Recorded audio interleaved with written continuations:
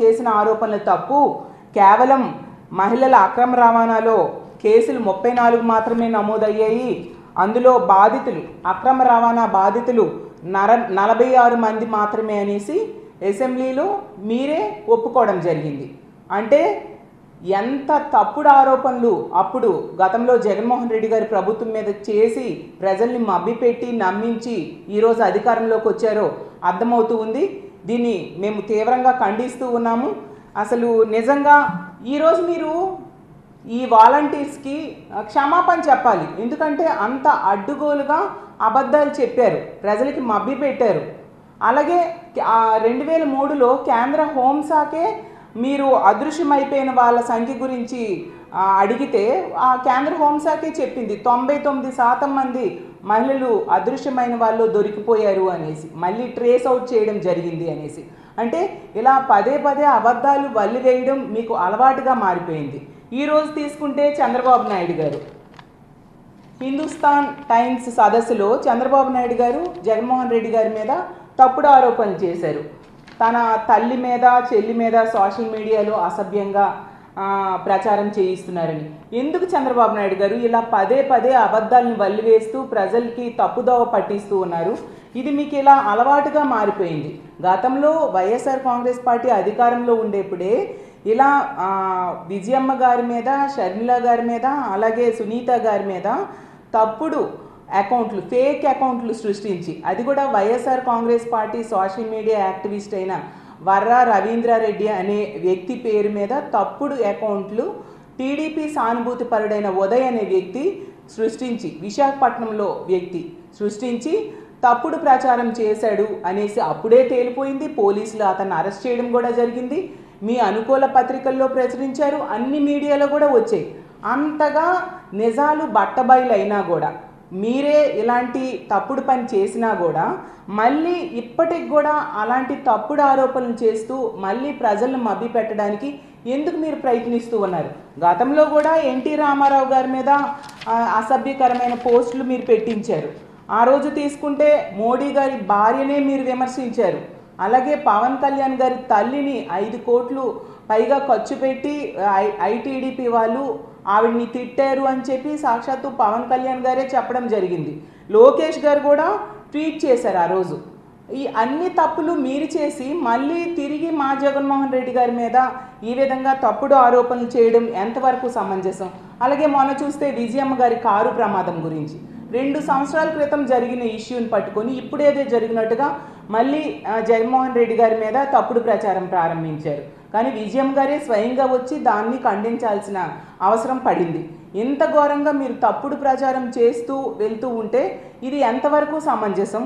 అలాగే తీసుకుంటే మీరు తప్పుడు ప్రచారం చేయడము, మీ అనుకూల మీడియా ద్వారా దాని ప్రచారం మరింత ఉధృతి చేయడం, పతాక శీర్షికల్లో రాయడం మీకు ఒక అలవాటుగా మారిపోయిన విషయం ప్రజలు గమనిస్తూ ఉన్నారు. ఎప్పటికైనా మీరు ఇలాంటి తప్పుడు ఆరోపణలు మానుకోవాల్సిందిగా చంద్రబాబు నాయుడు గారి నుంచి కోరుతూ ఉన్నాను. అసలు మీరు ఆ హిందుస్థాన్ టైమ్స్ సదస్సులో పార్టిసిపేట్ చేసిన టైంలోనే మనం చూసుకుంటే విజయనగరంలో మహిళల మీద అసలు రాష్ట్రంలో ఎన్నో అఘాయిత్యాలు జరుగుతూ ఉన్నాయి. ఈరోజు విజయనగరంలో ఒక టీచర్, అతని కుటుంబ సభ్యులందరూ కూడా టీడీపీ సానుభూతి పరులు, ఒక స్టూడెంట్ తాలూకా తల్లికి లైంగిక వేధింపులు చేయడం జరిగింది. అలాగే తీసుకుంటే నిన్న ఆర్టీసీ మహిళా కండక్టర్పై మీరు ఈ మధ్య బాగా మద్యం షాపులు ఎంకరేజ్ చేశారు. ప్రైవేట్ మద్యం షాపులు చూస్తే రోజుకో వీధుల్లో కూడా బెల్ట్ షాపులు దొరుకుతూ ఉండే పరిస్థితి. ఆ మద్యం తాగిన ఒక వ్యక్తి చాలా అసభ్యకరంగా మహిళా కండక్టర్తో బిహేవ్ చేయడం జరిగింది. ఇలా తీసుకుంటే విశాఖపట్నం డిస్ట్రిక్ట్ పెదగంట్యాడలో మొన్న మనం చూసాం, ఒక ప్రేమోన్మాది ఒక మహిళపై హత్యాయత్నం చేయడం జరిగింది. ఈరోజు కూడా ఆ వ్యక్తిని మీరు అరెస్ట్ చూపించలేదు.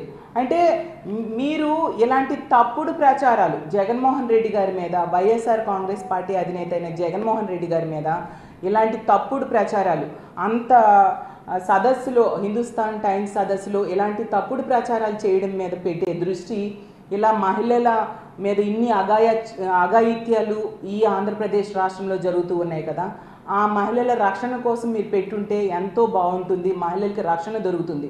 అది మానేసి ఎంతసేపు తప్పుడు ప్రచారం మీద మీరు దృష్టి పెడుతూ ఉన్నారు.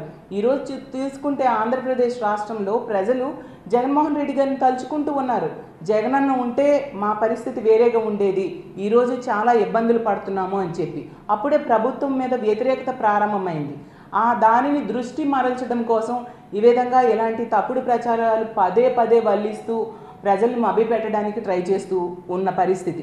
చంద్రబాబు నాయుడు గారికి ముందు నుంచి కూడా అలవాటు, ఒక అబద్ధాన్ని పదే పదే చెప్పి అది నిజమని నమ్మించేట్టుగా చేస్తూ ఉంటారు.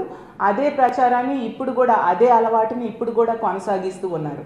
అలాగే తీసుకుంటే ఈరోజు అసెంబ్లీలో తెలుగుదేశం పార్టీ ఎమ్మెల్యే అయిన, రాజమండ్రి ఎమ్మెల్యే అయిన ఆదిరెడ్డి శ్రీనివాస్ గారు మాట్లాడుతూ దిశ చట్టాన్ని దౌర్భాగ్యం అంటూ మాట్లాడారు. నిజంగా అది చాలా దురదృష్టకరం, ఇది చాలా అభ్యంతరకరం. ఎందుకంటే ఆడపిల్లల రక్షణ కోసం ఈ వ్యవస్థని జగన్మోహన్ రెడ్డి గారు ఆ రోజు ఏర్పాటు చేశారు. పక్క రాష్ట్రంలో ఒక మహిళ మీద అత్యాచారం జరిగి హత్య జరిగితే అలాంటి సిచ్యువేషన్స్ మన ఆంధ్రప్రదేశ్ రాష్ట్రంలో జరగకూడదు అని చెప్పి జగన్మోహన్ రెడ్డి గారు ఈ దిశ వ్యవస్థను తీసుకొస్తే, దిశ యాప్ డౌన్లోడ్ చేసుకోమని చెప్పడానికి కూడా తప్పు పడుతూ మాట్లాడారంటే అసలు మహిళలంటే మీకు ఎంత గౌరవం ఉందో అర్థం చేసుకోవచ్చు.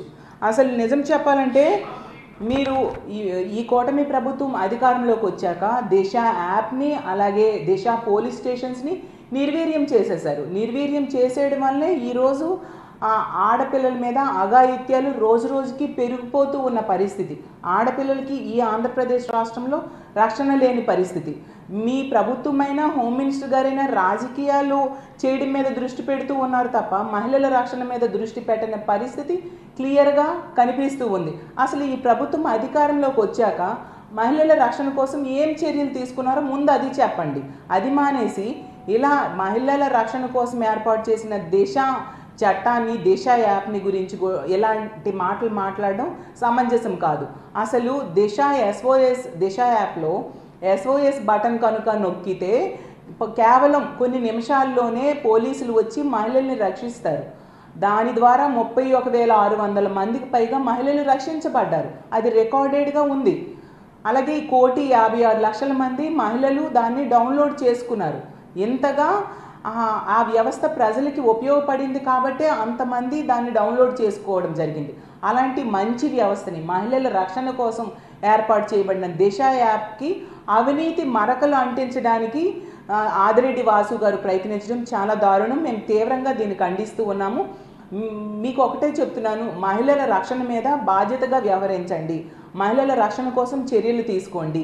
అది మానేసి మహిళల రక్షణను గాలికి వదిలేసి మీరు మహిళల రక్షణని గాలికి వదిలేయడం వలన ఎంత ఘోరంగా ఇన్ని అఘాయిత్యాలు, ఇన్ని అత్యాచారాలు మహిళల మీద జరుగుతున్నాయి, హత్యలు జరుగుతూ ఉన్నాయి. అయినా కూడా ఆ కుటుంబాలకి భరోసా ఇవ్వట్లేదు. దానివల్ల ఈ దుర్మార్గులు మరింతగా పెట్టరేగిపోతూ ఉన్నారు. అలాగే మీరు గంజాయి కానీ మద్యాన్ని కానీ కంట్రోల్ చేయట్లేదు. దానివలన మరింతగా ఇలాంటి సంఘటనలు పెరిగిపోతూ అఘాయిత్యాలు లాంటివి పునరావృతం అవుతూ ఉన్న పరిస్థితి. కాబట్టి మీరు ఇలాంటి మంచి వ్యవస్థలు నిర్వీర్యం చేయడం బదులు మహిళల రక్షణ మీద దృష్టి పెట్టాల్సిందిగా మిమ్మల్ని కోరుతున్నాను.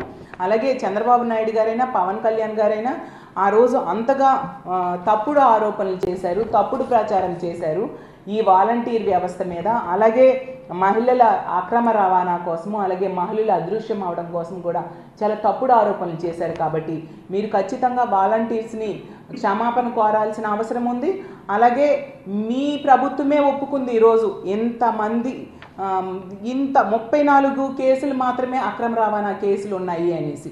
అంటే మీరు స్వయంగా ఆ రోజు ప్రతి మీటింగ్లో కూడా మాట్లాడిన మాటలు తప్పు అని మీ ప్రభుత్వమే ఈరోజు ఒప్పుకుంది. అంటే మీరు ఎంత ఘోరంగా తప్పుడు ప్రచారం చేసి అధికారంలోకి వచ్చారు, జగన్మోహన్ రెడ్డి గారి మీద తప్పుడు ప్రచారం చేసి ప్రజలను మభ్యపెట్టి అధికారంలోకి వచ్చారనేది మీ ప్రభుత్వమే అడ్డుకుంది అనే విషయాన్ని మీరు గమనించాలి.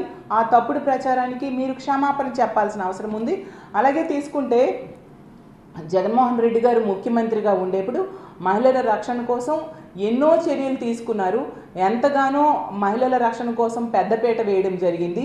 ఆ రోజు తీసుకుంటే దిశ యాప్, దిశ చట్టము, అమలు కోసం ఎన్నో వ్యవస్థలను తీసుకొచ్చారు. దిశ చట్టం అనేది కేంద్రంలో పెండింగ్లో ఉన్నా కూడా దానిలో ఉన్న అంశాలన్నీ అమలు చేయడం కోసం ఈ రాష్ట్రంలో ఎన్నో వ్యవస్థలను తీసుకొచ్చారు. దిశ పోలీస్ స్టేషన్స్ అయితేనేమి, అందులో డిఎస్పీ స్థాయి అధికారులను ఏర్పాటు చేయడం అయితేనేమి, ఫాస్ట్ ట్రాక్ కోర్టులు ఏర్పాటు చేయడం అయితేనేమి, ఫోరెన్సిక్ ల్యాబ్స్ ఏర్పాటు చేయడం అయితేనేమి, అలాగే దిశ యాప్లో ఎవరైనా SOS బటన్ నొక్కితే వాళ్ళని రక్షించడం కోసం 2 వీలర్ వెహికల్స్ 4 వీలర్ వెహికల్స్ని ఏర్పాటు చేసి తక్షణమే అక్కడికి వచ్చి మహిళల్ని రక్షించడం మీద ఇన్ని రకాలుగా ఈ వ్యవస్థని బలోపేతం చేయడం కోసం ఎంతగానో కృషి చేశారు. 0 FIRని పెట్టడం జరిగింది. అలాగే వార్డు గ్రామ సచివాలయాల్లో మహిళా పోలీసులను ఏర్పాటు చేశారు.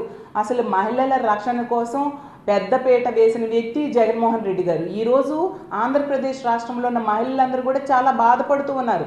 జగన్మోహన్ రెడ్డి గారిని తలుచుకుంటూ ఉన్నారు. అయ్యో, జగనన్న ముఖ్యమంత్రిగా ఉండేటప్పుడు మేము చాలా ధైర్యంగా బ్రతికే వాళ్ళము. ఆ రోజు గాంధీ గారు చెప్పినట్టుగా అర్ధరాత్రి అయినా ఆడపిల్ల నడిచి వెళ్ళే పరిస్థితి ఉండేది జగన్మోహన్ రెడ్డి గారి ప్రభుత్వంలో. ఈరోజు మహిళల రక్షణ ఈ కూటమి ప్రభుత్వం గాలికి వదిలేసింది.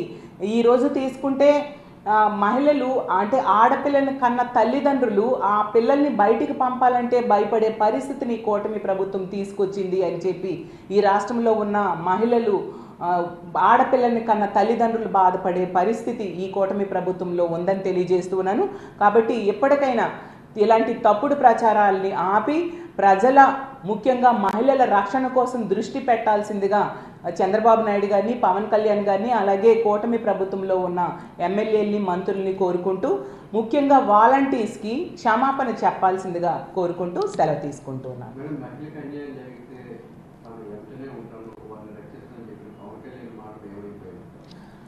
పవన్ కళ్యాణ్ గారి సొంత నియోజకవర్గమైన పిఠాపురంలోనే తెలుగుదేశం పార్టీ వ్యక్తి ఒక బాలికను మద్యం తాగించి అత్యాచారం చేస్తే కనీసం ఆ కుటుంబానికి భరోసా ఇవ్వలేదు. కనీసం ఆ కుటుంబం దగ్గరికి వెళ్ళి వాళ్ళకి ఆర్థిక సాయం చేయని వ్యక్తి పవన్ కళ్యాణ్ గారు. ఎన్నికల టైంలో గెలుపు కోసం ఎన్నో ఆరోపణలు చేసిన పవన్ కళ్యాణ్ గారు ఈరోజు ప్రజల్ని ముఖ్యంగా మహిళల రక్షణని గాలికి వదిలేశారు అని చెప్పొచ్చు. మొన్న కూడా తీసుకుంటే పవన్ కళ్యాణ్ గారు హోమ్ మినిస్టర్ గారు మహిళల రక్షణ విషయంలో హోమ్ మినిస్టర్ గారు ఫెయిల్ అయ్యారు అనే విషయాన్ని పవన్ కళ్యాణ్ గారే చెప్పడం జరిగింది. కాబట్టి మహిళల రక్షణని ఈ కూటమి ప్రభుత్వం పూర్తిగా గాలికి వదిలేసింది అనే విషయాన్ని ప్రతి ఒక్కరూ గమనిస్తూ ఉన్నారు. ప్రజలు కూడా దీన్ని గమనించారని తెలియజేస్తున్నారు.